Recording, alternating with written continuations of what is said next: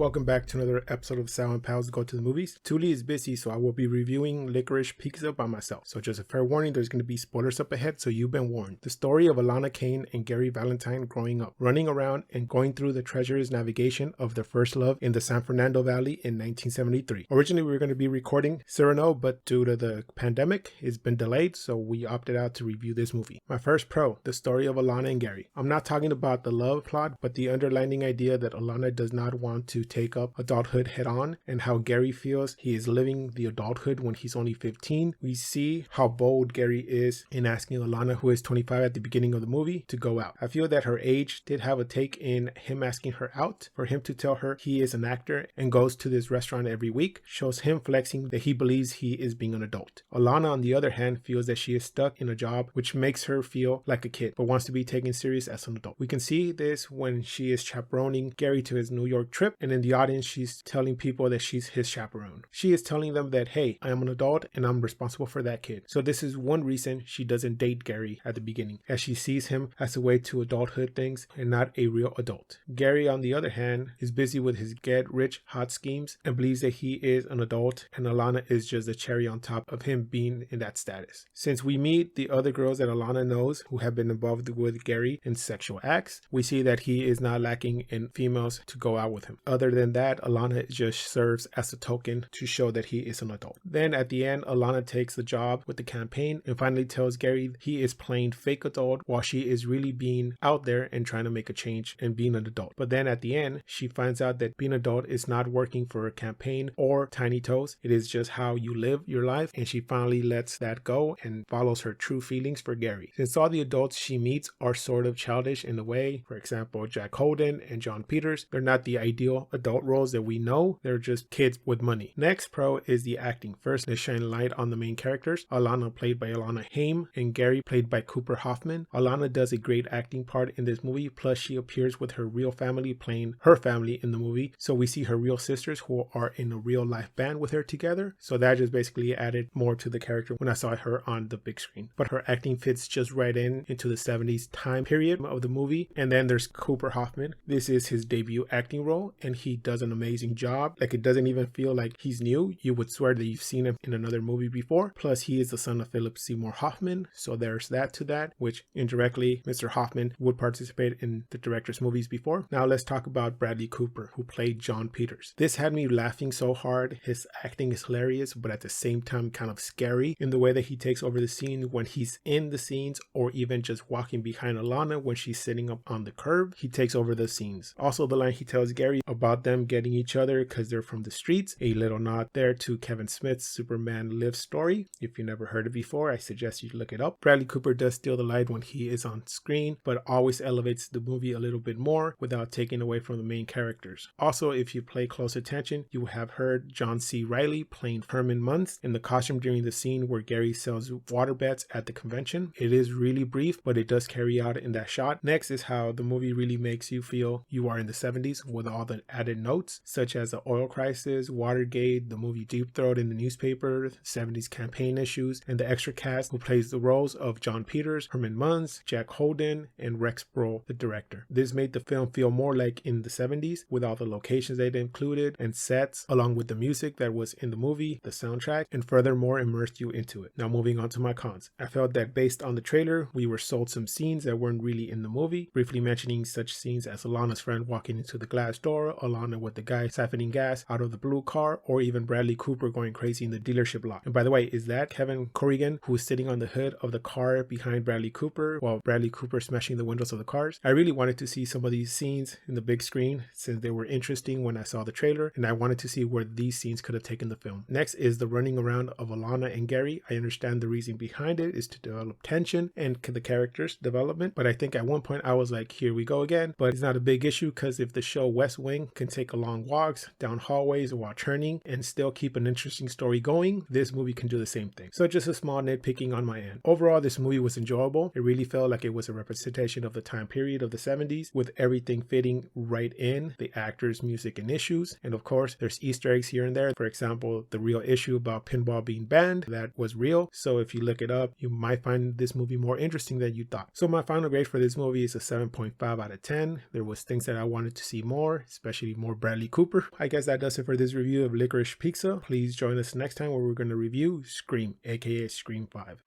It's happening. 3 attacks so far. Do you have a gun?